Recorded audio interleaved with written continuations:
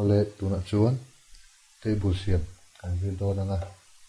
masatra chuan file open document tharla chu ole photila a4 book thlang le ila chuan okay he chu margin set to mayang control 1 actual size kan da lenga text tool kan la anga ta hian thu kan chuanga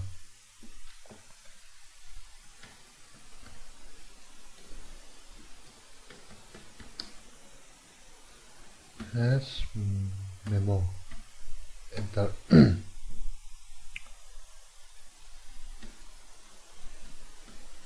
modern information technology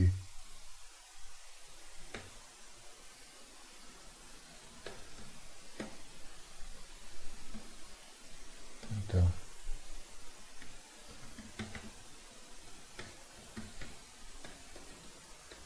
Sinovac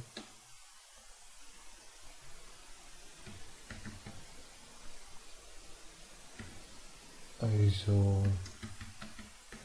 Mizoram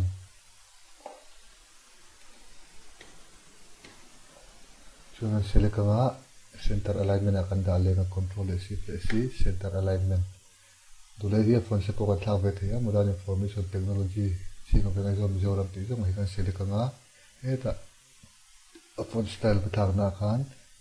ta hi kan phone chu anga kha kan thlang mai do ni Algeria telong ta se khan dulai phone se pot ti den do lo ngai ni re control C play greater than mai kan ti den thia control C play less than mai kan tu chu kan ti te the dok chuan ta hian bill number cifle underscore mangin line tool po ni lo cifle underscore kan man hian text pangai anga kalawan kan tu mangin text tool te ka te tip setting kan te si te bo kan son ve zum the ni kan tip khat kan tianga date cifle underscore mangin chun hi dule independent tip pon kan da pe thina select anga type pa independent tip zero hi margin len zona da le ta ila ta hian ei bill number chu ta nom se ta vela hian date ti hi om se apply hi du chuna son be the du anga la silo ni chuan ti hian bakri ka me be son de me tu okay so ta hian table kan in sa dona table kan lak chu don wangin ta hian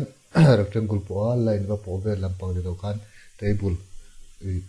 ta adopt table te kan siam do ani chumi tu jen ta edita insert object ka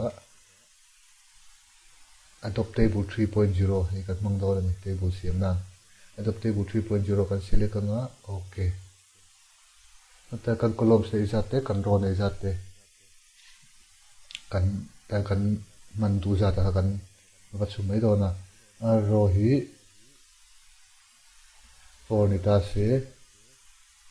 column hian 6 aro kan ti chon line a phei zo ka kal ho khan me a line a chelo line le line in kar zela ka kan sia ranga columns kan ti chon a line a chukla zo ka kal tha ho ka a line in kar kan sia le na chon okay ta hian hi kan tu kan sia rem to do ni ti lien de yang a first column hi hemi hi serial number on tu lo ni ta sela chun a second column hi kan po zo ngai do na hemi kan po ji ma kan po zo do re hian heng lai alai na to ke na po ji mi na po zo mo thei lo wa he lai a chung phei je la tang hian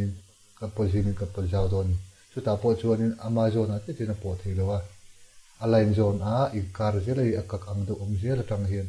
ta hian kan po ji mi kan po zo the ni a second column se hi hian po zo phei la kan po ji ma kan po zo do re rin heng lai hian a phei jar sa tu ra ni kan pot phei jar sa lo wa nuai lama kan lo pot thapal ni emo chung lama kan ti chopalen chuan pot lo ang kha kan ni do ni hi chuma chu ta hian kan ti phei jar za ra ti hian kan ti phei jar za thei lo ni pon a lo chok pal ni pon than mi lo na kan tha do na lu chho le mai tu ti hian chuan hi duang tokin kan po zau phei jar mai tu du da pe chori ma sak dan in to then ti zimin ti zau phei la asiam ol sam de first row hi ti zim le kila a second row pokon ti zim le nga chuanin a hi nu te hi kan po zau doi chung do ani chuan headline line dong kal phei hi kan ma mo vek lem lova a to pa te chaw hi kan mo awa kan ma mo awangin headline line dong kal phei hi chu kan pai do ni chumi tur chuanin a chung atang hian click anga in men pe gai shoot thanga tikin a pan in select ina ni in line pai tur kha select chu ka khan om tur ani ti zo ga in ti ni chuan headline line hi kan pai te do ti na ni he line phei hi kan pai do na wangin ti hian hi kan select anga right click group kan tiang so ti chuna pe kan select lenga control n g keyboard a control n g po kan met the ani group ti na tho so he kan select lenga eta view a sela group po kan ti the ani eta sela group po kan ti the ya so kan du ka kan mang the right click group ti hi all sum in ti ni chung kha po kai mang the thawa hi ti hian right click group ti zel mai to ti khan he po hi in select anga ti hian right click group control n g po ka kan mang the thawa sela group ti po kan mang the thawa ni ta thu kan chu to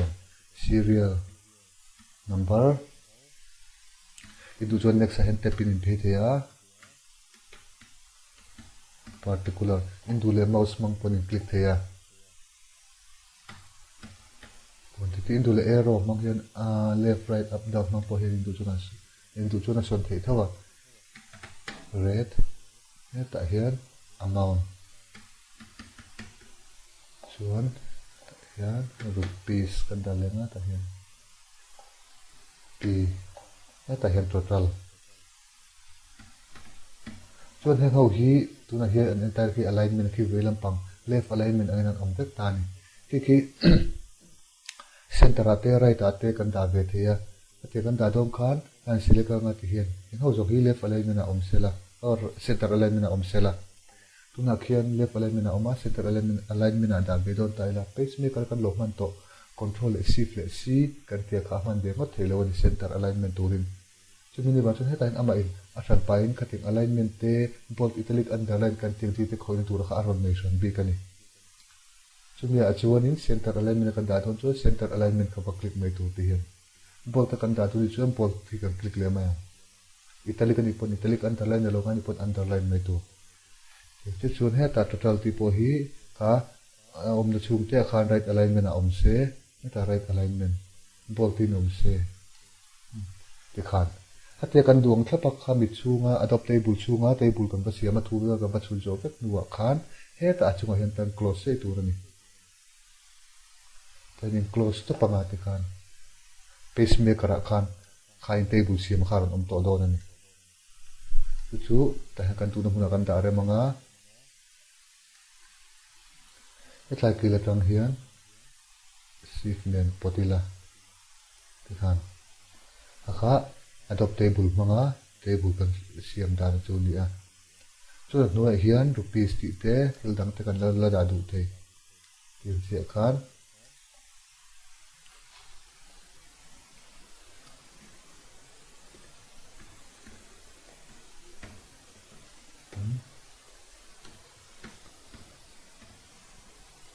rupees sifle underscore khan ile maya enter do tap in tian pele nga sifle underscore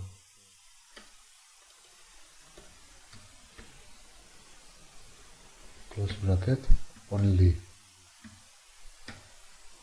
chuan enter in kalta ila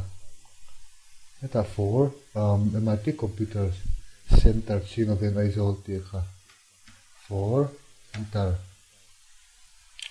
hi a ti dan sang om theya ti thum om theya chu saivet anga ta hian for MIT computer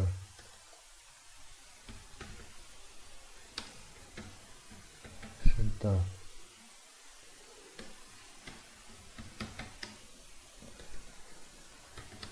Sinoven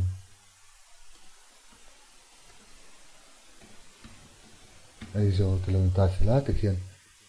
omzia chuan heta ding lampang sira center alignment angin kan dah dawna chumi tu chuan tikhian for enter MIT computer center enter chinoven aizawl kan notu ta ni chu kan select anga heta type a indian tep kha kan mang le theya zero margin line zona dale taila vain heta ding lampang sira omse chu favorite popular and text zonga kha apply chuan okay khami chunga khan control shift le center alignment po kan mang the ni chuan khatiang kher lo po khan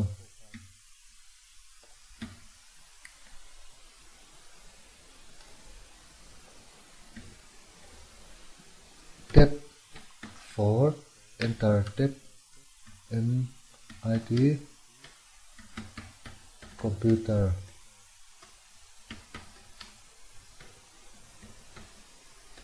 center enter tab chinoven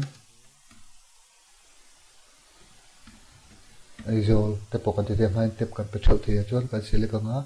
type a indian tab kan la lenga zero hi margin line zona dale taila dingla pasira center alignment angom turin heta head center tab kan thlang dawna ni so center tab kan thlan zo khan kha for MIT computer center chinoven aizawl ti kha tur kan tuna hmuna ruler sai kan click to pang heta ding na mo siren se apply okay tipo kha kan siam the ni kami try for MIT computer center chinoven aizawl ti kha azong kha table siam chu